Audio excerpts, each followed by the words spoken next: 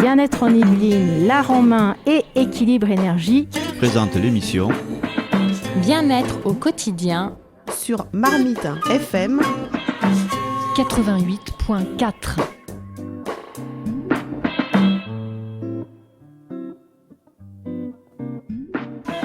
Bonjour et bienvenue sur Marmite FM à l'émission Bien-être au quotidien. Plusieurs activités, plusieurs styles pour trouver son style. Pour gérer vos émotions et découvrir de nouvelles activités au quotidien. Vous souhaitez aller mieux ou tout simplement aller bien? Pour se trouver, se retrouver. Pour améliorer votre sommeil, pour développer votre intuition. Détendez-vous. Venez écouter Bien-être au quotidien, l'émission qui vous fait du bien. Sur Marmite FM. Bonjour à tous, je suis Norbert Lecompère, sophrologue à Trappes et à Versailles.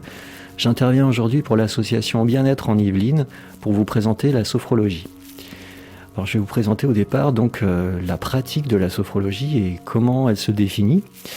Alors, au départ, on part de 3 termes grecs qui sont sos, qui s'associe à l'idée d'harmonie, d'équilibre, phrène, qui est associé donc au concept de conscience et d'intelligence, et logos, l'idée d'une science, d'une discipline.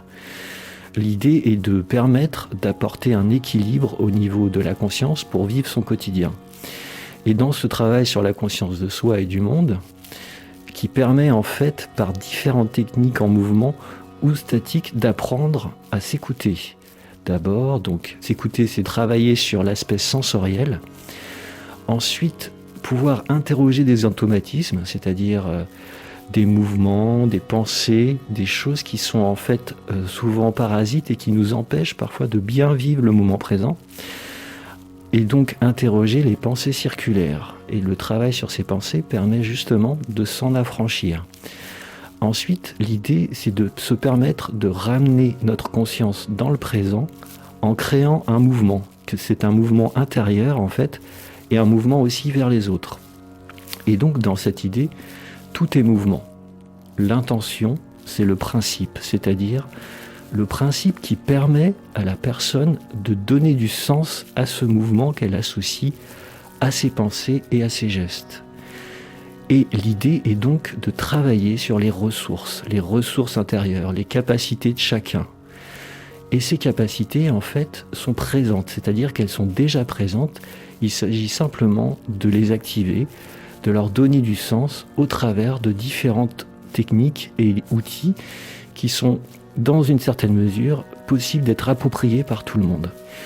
Et donc, en même temps, dans ce mouvement, on travaille sur l'idée de projet. Le projet, en fait, qui peut être associé soit à un projet très simple comme bien-être avec les autres, le bien-être ensemble, bien-être avec soi-même, mais aussi un projet plus global, c'est-à-dire quelque chose qu'on souhaite réaliser dans sa vie, parfois quelque chose qu'on n'arrive pas parce qu'on manque de confiance, qu'on manque de temps, qu'on manque aussi de ce sens du mouvement qu'on n'a pas encore entamé. Et donc, la sophrologie est un mélange en fait, c'est un mélange de différentes techniques et aussi philosophies, issues à la fois de philosophie orientale, et phénoménologique, c'est-à-dire de la philosophie occidentale. Son fondateur s'appelle Alfonso Caicedo. C'était un psychiatre, neuropsychiatre donc colombien, qui a développé cet ensemble de techniques à Barcelone. Et en fait, il a diffusé ces techniques et la France s'est fortement approprié ces techniques. Notamment, au départ, c'était des médecins qui étaient des médecins et des psys, d'ailleurs, qui étaient les seuls dépositaires de cette discipline. Aujourd'hui, en fait, les sophrologues sont devenus des professionnels qui peuvent être certifiés par le titre RNCP, donc un titre reconnu par l'État, et qui permet aussi de donner un gage de qualité à nos clients. Et donc, dans l'idée, le corps est le support de nos émotions. Donc, c'est plutôt l'approche orientale qui ressort de tout ça. L'approche orientale, en fait, c'est celle du corps et de l'être dans sa globalité, c'est-à-dire corps et esprit. Et dans ce mouvement, il s'agit de travailler sur nos émotions, notre mental, et associer peut-être des parties du corps à ces émotions et à ce mental. Et tout cela se fait au travers de différentes techniques, justement, de pratiques que l'on peut vivre au quotidien. L'idée aussi qui se rapproche de la philosophie orientale, c'est l'idée de prévention. Par exemple, les médecins chinois interviennent avant les maladies. Ils permettent en principe de prévenir, de maintenir un équilibre ou de faire vivre un équilibre à l'intérieur du corps. Et c'est donc l'aspect énergétique, énergie au sens de diffusion de cette capacité à améliorer sa santé, améliorer son état général et aussi de se donner des champs d'ouverture au niveau de la pensée et au niveau aussi des perspectives que l'on s'offre. Dans ce mouvement, donc, les techniques sont inspirées du yoga, notamment, de la méditation zen, du taoïsme et du shintoïsme. Et ce sont des mouvements qui sont par contre à la portée de tout le monde et que l'on peut s'approprier comme des rituels, par exemple le matin, dans la journée, à tout moment. Il y a aussi l'aspect méditation, relaxation qui, eux, permettent en fait d'aller vers des états modifiés de conscience. L'idée étant en fait que notre cerveau fonctionne selon différents rythmes et se mesure en fréquence cérébrale. Et par exemple, dans un état de veille, c'est là où le niveau de fréquence est le plus haut, c'est-à-dire le moment où on est actif. Et il y a le sommeil où ce niveau de fréquence cérébrale est le plus bas.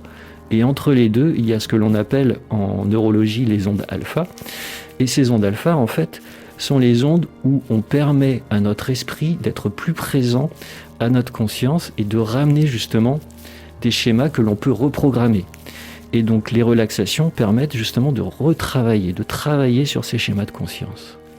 Et c'est là qu'on se rapproche de la notion de phénoménologie qui est une discipline philosophique qui a commencé au XVIIIe siècle et qui en fait s'est développée jusque dans le XXe siècle et qui est devenue en fait, avec la sophrologie, une approche par la pratique. La phénoménologie, en fait, c'est une philosophie de l'intention créatrice.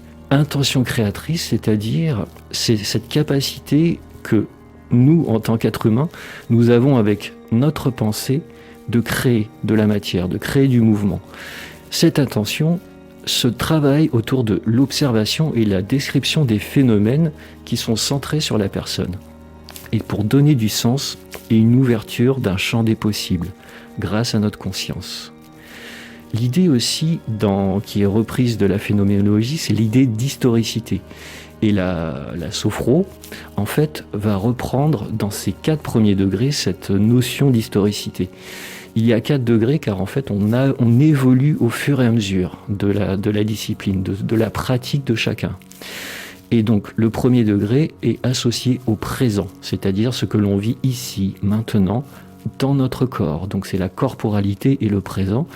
Et dans ce mouvement, on va accentuer tout le travail dans le premier degré sur le mouvement et le présent. Le deuxième degré, lui, travaille sur le futur et l'esprit, c'est-à-dire cette capacité qu'on a de se projeter.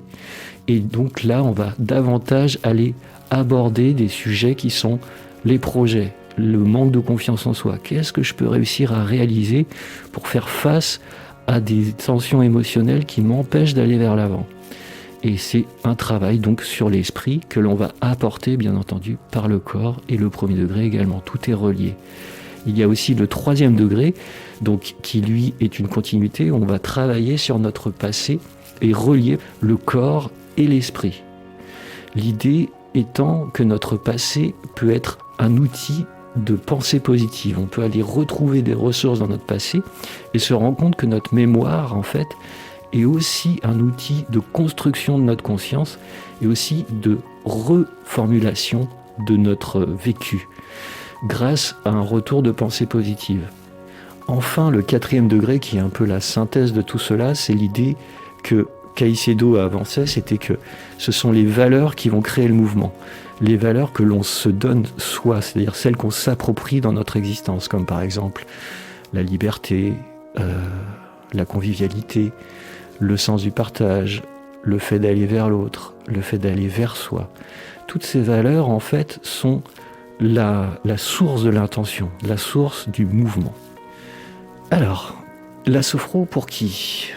Alors déjà, on peut Il n'y a aucune contre-indication à la sophrologie, sauf certaines maladies psychiatriques qui sont des psychoses habituellement.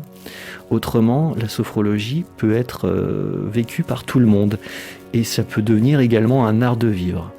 Et donc l'idée, c'est que on peut faire donc travailler avec des enfants, des adultes, des personnes âgées, des personnes handicapées, et des personnes à mobilité réduite également. Tout cela est tout à fait possible. Quand consulter, donc là c'est principalement quand on est dans des situations de stress aigu ou qu'on souhaite prévenir le stress, lorsqu'on a des problèmes de sommeil par exemple, dans les cas de manque de confiance en soi, quand on veut réaliser un projet mais qu'on se sent bloqué ou non capable de le réaliser. Ça peut aussi permettre de travailler sur les douleurs, préparer un concours, un examen, le permis de conduire, et également apprendre à s'exprimer en public et tout un travail aussi sur le relationnel. La motivation des clients, en fait, quand ils viennent nous voir, c'est pour se donner un deuxième souffle, prendre du recul, réagir face à leur mental, lancer un projet ou faire face à l'idée de procrastination. Ils n'arrivent pas à se lancer et restent donc du coup dans l'inaction. Ensuite, il y a aussi les outils. Donc les outils, ce sont à la fois des techniques en mouvement, où là je vais vous proposer une série de mouvements qui vont vous permettre d'être vécus au quotidien, et ces mouvements sont ancrés dans une intention. Il y a ensuite les techniques de relaxation qui, elles sont, comme je vous l'avais décrit avant, permettent de créer des visualisations dans des états de conscience modifiés qui permettent justement de reprogrammer des schémas. Enfin, la sophrologie propose des plans de gestion de stress avec l'idée de travailler sur des stratégies physiologiques, psychologiques et organisationnelles. Alors pour les bienfaits, ça permet d'aller dans l'idée d'un recentrage, d'aller s'ancrer au quotidien. Un travail sur la volonté, sur l'estime de soi, sur un équilibre intérieur. Tout cela pour peut-être se travailler sur un regard qu'on peut orienter de manière différente. Créer un regard, un mouvement sur soi et peut-être un mouvement dans sa vie. En même temps, tout cela, donc les conseils qui sont donnés à l'issue des séances, se rapproche de l'idée que la sophro devient un art de vivre, en fait, où on va pouvoir pratiquer au quotidien, devenir soi-même son propre sophrologue et avoir toute une série d'exercices, car nous proposons des schémas, des déroulés écrits et des audios pour permettre aux gens de pratiquer. Et donc pour le nombre de séances, en général, on part entre 3 et 50 séances, tout dépend en fait de ce que vous souhaitez travailler et en général de l'évolution de ces séances. Il s'agit en fait dans l'idéal de travailler sur une fréquence de toutes les 2 semaines par exemple, pour pouvoir avoir un regard sur ce que vous avez pratiqué ou où vous avez eu des difficultés de pratiquer et peut-être partir sur d'autres choses qui vous ont été amenées par ces pratiques. C'était donc une présentation de la sophrologie. Vous pouvez vous rapprocher de Bien-être en Yvelines et de son site si vous souhaitez avoir plus d'informations sur les praticiens en sophrologie. Merci de votre attention. Retrouvez toutes nos émissions et tous nos événements sur notre site Bien-être en Yvelines, www.bien-être-en-yvelines.fr. Et si vous voulez en savoir un petit peu plus sur Équilibre Énergie, www.équilibreenergie.fr. Et pour terminer, je vous invite à visiter notre site internet laromain.fr pour y retrouver nos cours hebdomadaires et nos ateliers. Bien-être au quotidien sur Marmite FM 88.4.